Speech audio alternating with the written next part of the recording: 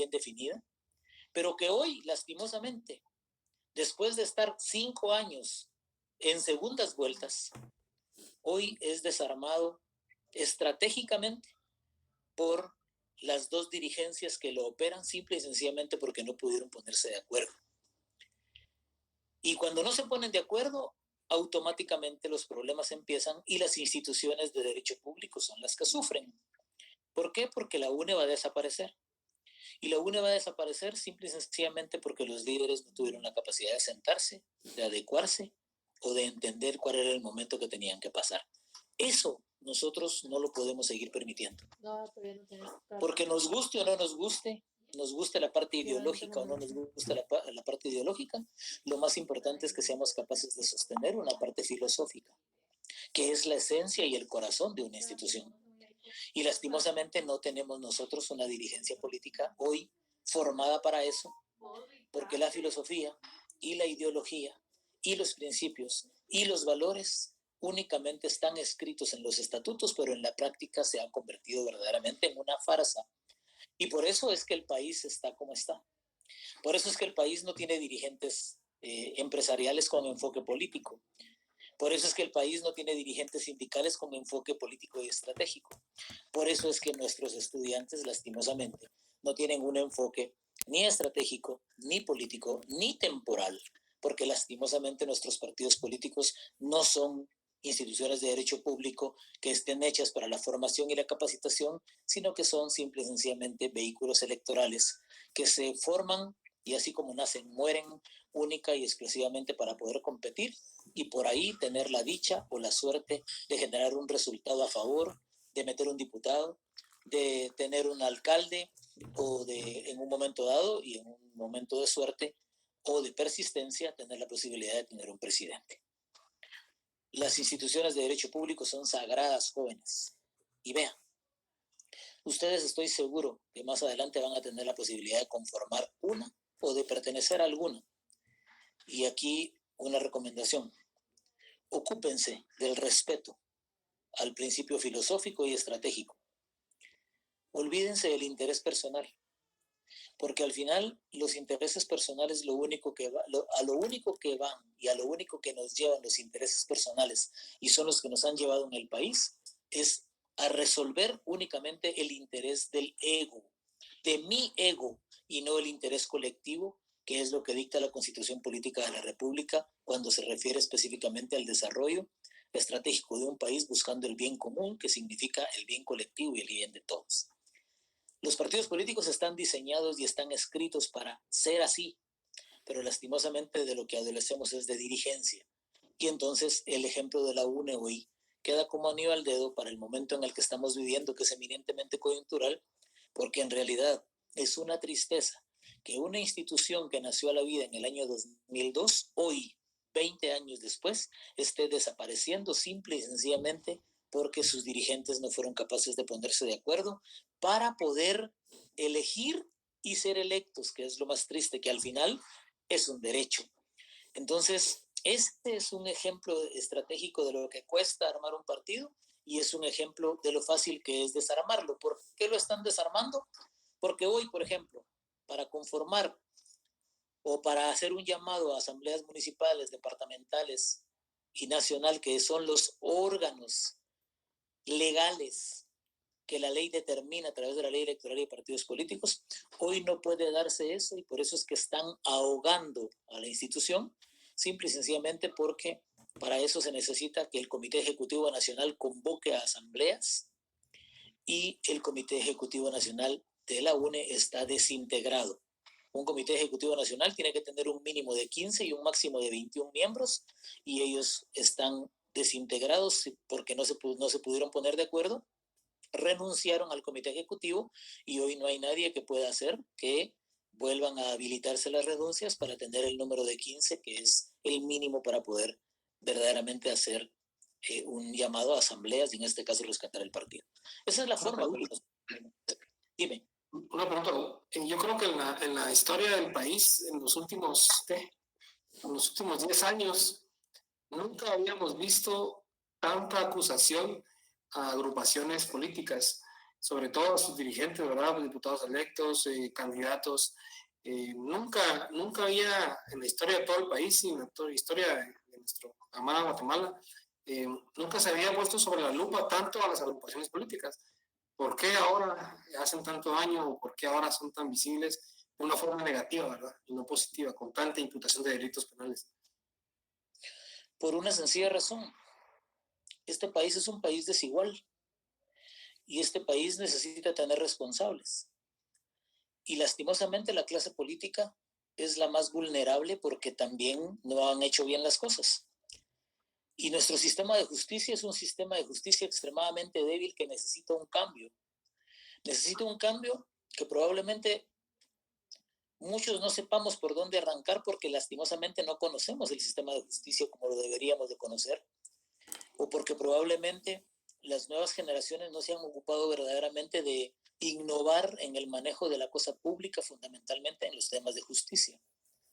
Entonces la justicia ahí se ha venido instrumentalizando de manera delicada a tal extremo que las crisis profundas del 2014, porque la crisis profunda del país en temas de corrupción arrancan el 21 de septiembre del año 2014. Y ustedes lo pueden hoy ver fácilmente cuando se hacen publicaciones en temas de interés, en donde se le pregunta a la gente, por ejemplo, en una encuesta, cuánto le importa el tema de la corrupción. Hace 10 años, y bien lo dices tú, el tema de la corrupción le importaba a la gente un 2%. Hoy le importa a la gente un 58%. ¿Por qué? Porque hubo una agenda que se manejó en el 2014, 2015, hasta el 2017, que si hubiera sido una agenda real en temas de justicia y en temas de lucha contra la corrupción, muy probablemente este país estuviera en otro proceso diferenciado el día de hoy, pero lastimosamente, cuando vieron que podían tener el control del país desde la parte de la justicia, empezaron a tergiversar los temas y empezaron a tratar de meterse al campo político. Y aquí es donde se da exactamente el establecimiento y el sostenimiento de la República, que es el sistema que nosotros abrigamos o por el que estamos abrigados, que es el equilibrio de poderes. Aquí el tema es, ese equilibrio de poderes en la República genera dos condiciones que hoy las estamos perdiendo y de las que estamos siendo testigos todos, y las estamos siendo testigos nosotros los adultos y ustedes los jóvenes, pero que tristemente no vamos a poder empalmar si no tenemos la capacidad de integrar nuestros intereses. Por ejemplo, el día de hoy los transportistas del país no quieren pagar un seguro y tienen parado el país. No solo tienen parado el país, están en una lucha creciente. ¿Por qué? Porque nosotros perdimos ya de manera tácita el orden y la autoridad que la República promueve. Eso es lo último que nos va a pasar, porque después vendrá otro tipo de confrontaciones si nosotros no tomamos las riendas y si principalmente ustedes jóvenes no se permiten en un momento determinado llegar a pensar, porque lo tienen que pensar, que tarde o temprano ustedes llegarán a tener mi edad, sin ninguna duda. Algunos llegarán en las mismas condiciones en las que están hoy, otros llegarán probablemente soñando con un país distinto, pero al final el país es de un hombre como yo de 60 años a un joven como ustedes de 21 y 22 años. El país es de todos. Y el problema está en que si seguimos con el sistema de justicia tal y como está hoy, con esa intervención absurda que se quiere hacer de las decisiones de los jueces, sin un sistema de innovación estratégica que nos permita verdaderamente que los jueces y los abogados tengan el espacio de participación política en la parte de la justicia, que verdaderamente socialmente juzguen, nosotros vamos a terminar muy mal. Y el problema, ¿saben cuál es? Que en mi caso me queda muy poco tiempo de vida, muy probablemente, unos 10, 15 años, digo yo, si mucho, pero en el de ustedes les queda todo lo que yo ya viví. Y entonces, ¿qué tipo de país vamos a tener? Entonces, aquí es donde entra verdaderamente el marco conceptual del joven que tiene no solo tiene la posibilidad de poder protestar, no, tiene la posibilidad de poder protestar, pero a la vez formarse y a la vez proponer y a la vez innovar. Porque hoy, como todo lo tenemos en un teléfono, es muy fácil poder resolver todas las dudas. Hoy ya no vamos a la biblioteca. Hoy agarramos el teléfono, nos metemos a Google y encontramos las dudas que tenemos. Hoy ya no tenemos la necesidad de investigar a esa profundidad porque todo lo tenemos muy fácil y creemos que todo lo vamos a seguir teniendo fácil. Y la política no es así.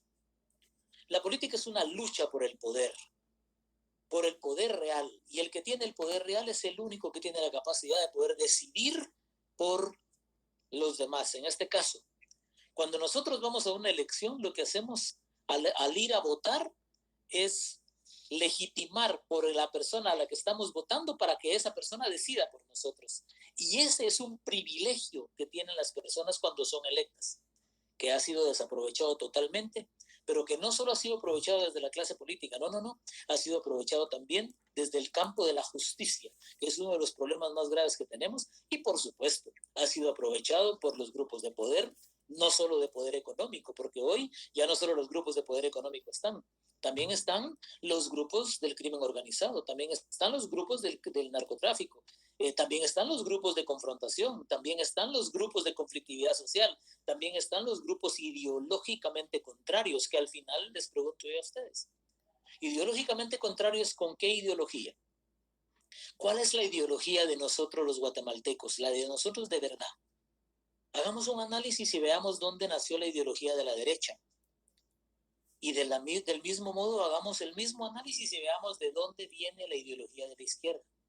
Y ninguna de las dos ideologías que son las que nos mantienen confrontados hoy en el sistema político y judicial, porque hay que incluirlo ahora, porque ya están en los dos, ninguna de las dos ideologías nació en este país.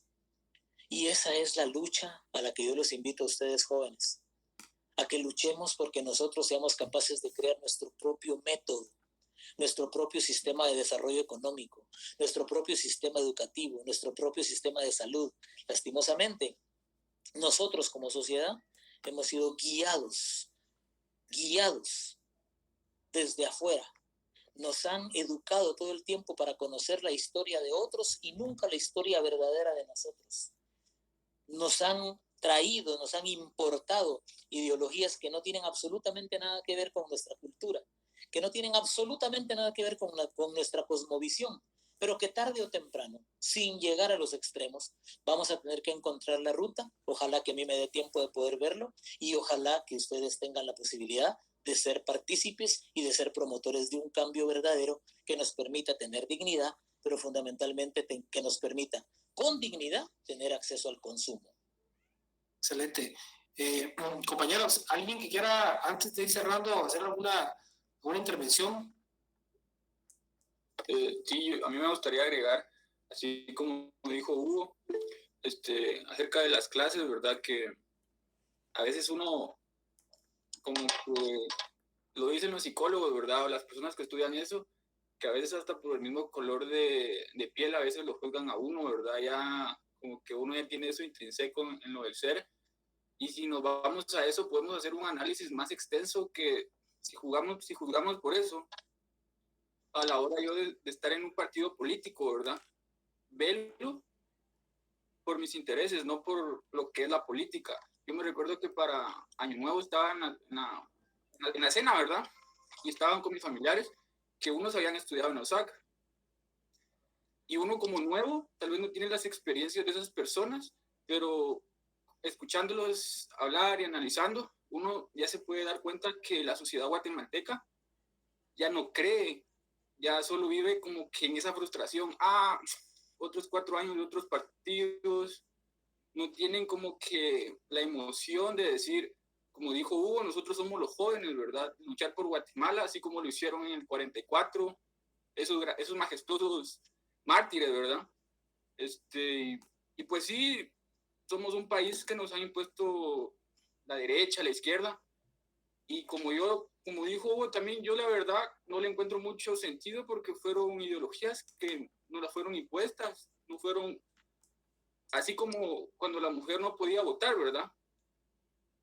La mujer y los indígenas no podían votar, pero nosotros no hicimos esa construcción de esas leyes, sino como dijo Hugo, solo las copiamos. Y como yo estaba leyendo un libro que decía, más o menos así, que para que nosotros tengamos esas leyes a las que nos apeguemos y a las que queramos obedecer, van a tener que ser fruto de nuestros principios y valores, o sea, de nuestra identidad, de nuestra dignidad, no de impuestas por otras personas.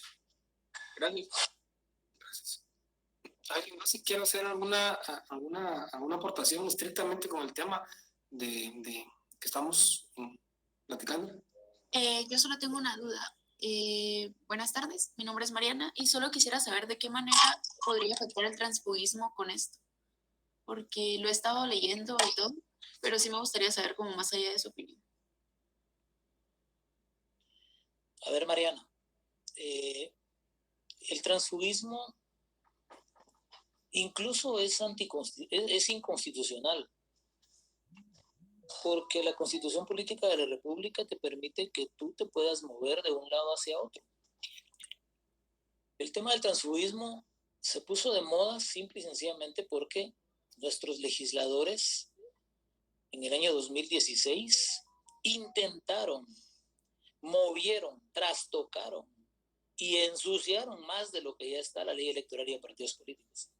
Simple y sencillamente para amarrar intereses. Y ahí es donde se rompe la parte institucional. Hoy, no tardarán en 2 o 3 meses, ya lo verán ustedes. Vamos a tener nuevamente una reforma en contra del transfugismo o sobre el transfugismo, que lo que va a hacer es que va a permitir que las personas se muevan de partido en partido. Por supuesto que eso es sencillo que una persona disponga a irse de un partido a otro hoy. ¿Por qué? Porque los partidos en realidad solo son eso, no son instituciones que se dediquen filosóficamente e ideológicamente a transformarle la vida a sus miembros, no. Simple y sencillamente son vehículos electorales en donde se paga por estar, en donde lastimosamente, y por eso es que la política se ha degradado tanto, por eso es que tenemos la clase política tan degradada que tenemos hoy, porque los miembros de los partidos para ocupar una posición en la lista nacional de número 1 o de número 2, o en cualquier listado o en cualquier distrito, se recuerdan que son 23 distritos los que nosotros tenemos en los que podemos competir, paga por estar ahí. Y ese pago es el que tiene a la política de rodillas frente a personas que no son políticos. Hoy yo les puedo garantizar que en este Congreso de la República, de los 160 diputados, hay 5 políticos. 5 políticos que tienen la posibilidad, que tienen la formación, que tienen las capacidades, que tienen los talentos y que tienen bien definida la parte ideológica y las necesidades del país. El resto no. El resto son mercaderes de la política. Y quiero dejarles un concepto muy claro. La política no es más que el arte de gobernar para servir. O sea, no es el arte de gobernar para lucrar, que es lo que ha estado pasando con nosotros. Entonces, el tema del transfugismo se da de acuerdo a quien esté en el poder y no podemos seguir gobernando el país así, pero para eso, hoy, decirlo nosotros, con la realidad que tenemos y con la experiencia que hemos vivido en todo el país durante los últimos 35 años, específicamente en mi carrera, hoy viéndolo así, la única forma de poder cambiar el sistema es estando dentro del sistema. Y eso es lo que los invito. Los invito porque desde afuera el sistema no va a cambiar. Hay que meterse, hay que participar. Los jóvenes siempre protestan porque dicen, pues es que a mí me toca poner las banderitas. Todos nos ha tocado empezar de algo. Pero lo más importante no es que pongan las banderitas en la campaña. Lo más importante es que en los 4 años en los que no hay elecciones, nos acerquemos a los partidos políticos verdaderamente para tratar de encontrar formación, para tratar de encontrar capacitación, para tratar de entender cuál es la parte ideológica de los partidos o para tratar de entender la parte filosófica y pelear por eso dentro de los partidos. Si no estamos dentro de los partidos, afuera va a ser muy difícil pelear porque estamos peleando contra el sistema. Y el sistema lo vamos a cambiar únicamente, Mariana, estando dentro. Fuera es imposible. Fuera seremos observadores y seguiremos cumpliendo con una obligación ciudadana, con la que creemos que estamos cumpliendo con el país, pero no, en realidad no. Lo único que estamos haciendo al ir a votar, hoy, si no estamos formados o si no estamos convencidos de por quién estamos votando y para qué, es de seguir echando por un lado del país, que lo tenemos al borde del abismo, que nos anuncian que hay un 7.5% de crecimiento económico, sí, pero para un grupo muy pequeño, y la gente se está muriendo de hambre en el interior de la República, y al final, territorialmente, todos somos lo mismo. Los invito fundamentalmente a que se metan a participar, a que no le tengan miedo a eso, a que le dediquen tiempo como le dedican al novio o a la novia, o al celular o al juego, a que le dediquen tiempo a la política, porque la política es lo único que nos transporta al poder, y el poder es lo único que nos permite decidir, y si tú decides, puedes encontrar el cambio. Muchas gracias. Bien, Hugo, vamos a, si nos lo permite, Hugo, si nos puede compartir el link para que nosotros podamos seguirlo en su blog de opinión y en sus redes sociales para que podamos ahí sí que poder interactuar un poquito más. No, sin ninguna duda. Yo estoy en el www.hugopenamedina.com. Ese es un blog que tengo en donde tengo la posibilidad de compartir con ustedes mis inicios dentro de mi vida profesional y mis inicios dentro de la vida política. Yo soy, para que ustedes sepan, he estado en los últimos 30 años en diferentes procesos electorales y soy estratega político. He dirigido campañas políticas en Guatemala. He tenido la dicha de poder manejar 6 campañas políticas, y de las 6 campañas políticas hemos ganado 4 campañas y hemos ayudado a que 2 presidentes tomen posesión.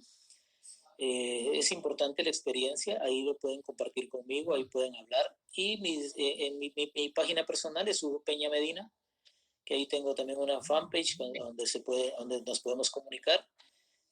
No tengo ningún problema, nosotros estamos en un proceso de recambio, creo que necesitamos rediseñar urgentemente el Estado, pero no lo podemos hacer solos, necesitamos de la participación ciudadana, pero fundamentalmente de la participación de los jóvenes, porque hoy ustedes, les cuento, 52% de la población están entre 18 y 35 años.